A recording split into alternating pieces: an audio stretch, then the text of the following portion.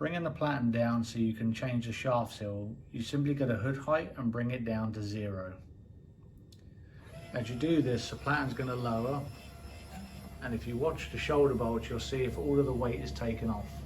If all of the weight is taken off, then that's fine. If it's not, and your shoulder bolt still has this size gap, you can just put a little bit of cardboard under the platen, as we'll show you in the next clip, just to take the weight off, which makes it easier to remove the platen arm.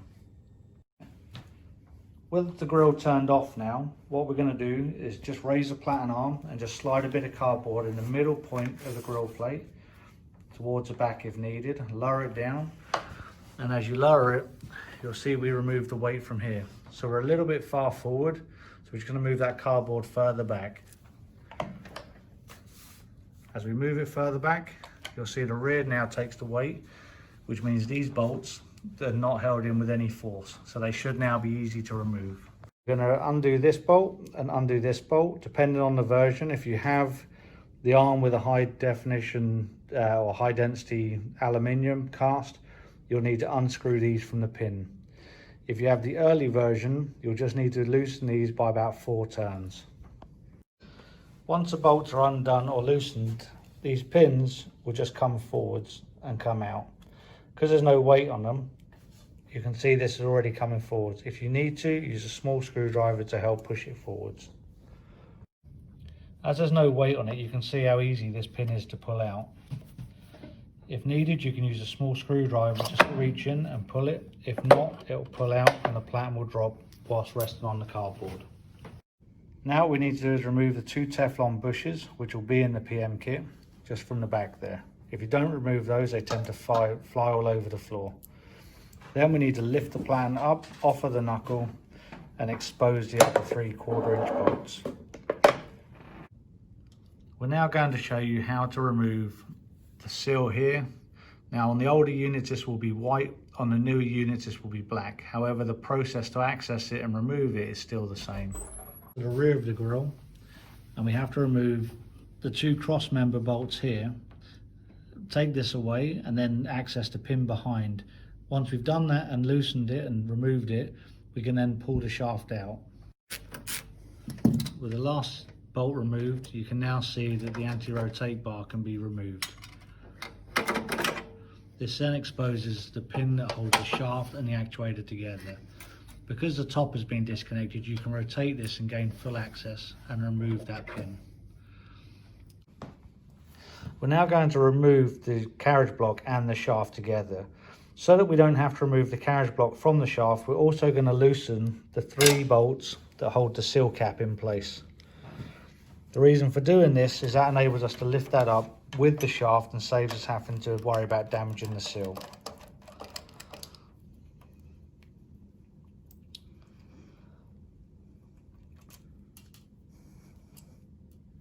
Now because the top arm is off, this shaft will now fully rotate, which makes it much easier to access the 1/4 inch bolts.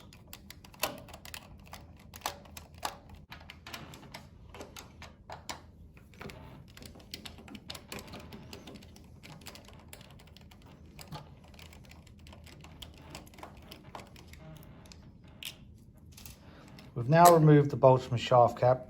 We can now lift the shaft. As we do this, we have to make sure that the cap comes up with the shaft. As you can see, it has come out as one full assembly.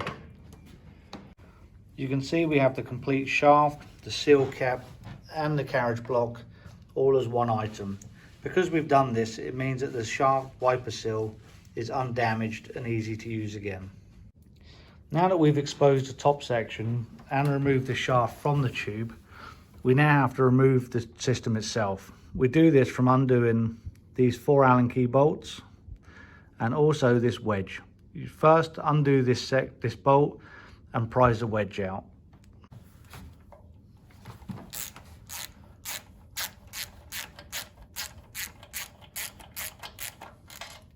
The top bolt is frequently not done up very tight.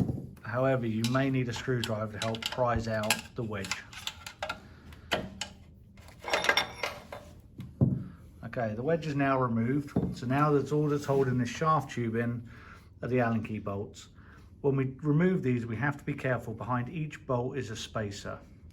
So be careful not to lose them or they will bounce and disappear.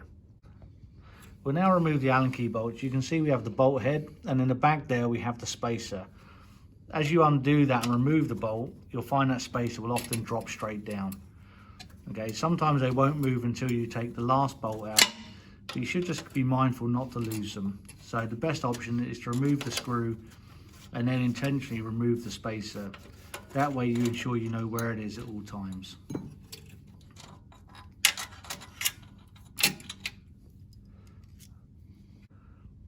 Now we'll complete the same process and remove the remaining 3 Allen key bolts. With all of the bolts removed and the washers safely taken out, we can now just lift the tube straight out from the top. When we take it out, you can see the seal is just pressed in the top. If you have the black seal, which is on the newer grills, on the backsplash you'll see some small holes which will just help you locate the pin again. Okay, so now we're going to change it, we're going to reassemble it. So with the new seal fitted to the lift tube, we're going to put it back in.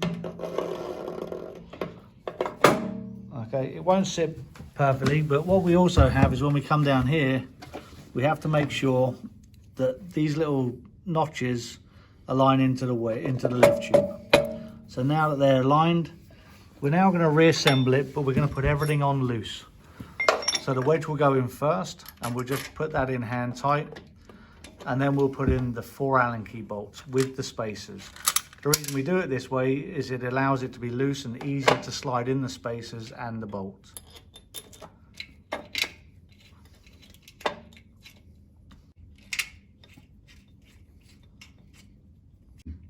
It's important to remember when you're fitting the spacers back in that these spacers only slide in from the side. So if you attempt to put them in from the top or from the bottom, you won't be able to align them.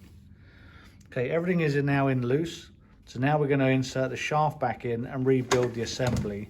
This ensures that we have a nice alignment between the actuator, the shaft and the platen. Okay.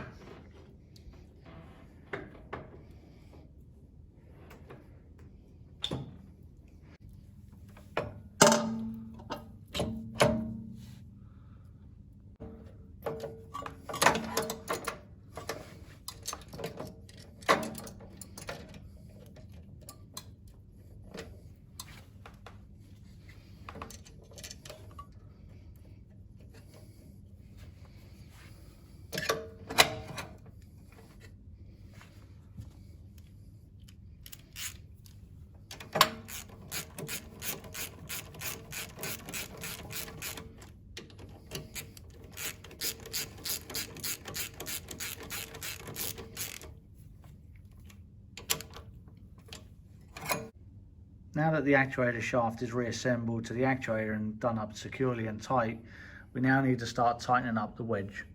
So we'll start by this side, and as we do this up, if you have the black seal, it's important to look at the front and watch this front edge. As you tighten it up, you'll see the compression push the seal. When you start to see it sliding out, that's the time to stop. Okay, there are no gaps, so that's perfect. We can stop there. And now we would tighten up the 4 remaining Allen key bolts. So now we're just going to finish tightening these up. Put a nice bit of torque on them. They shouldn't move, but don't go crazy with it because you don't want to squash the spacer at the back.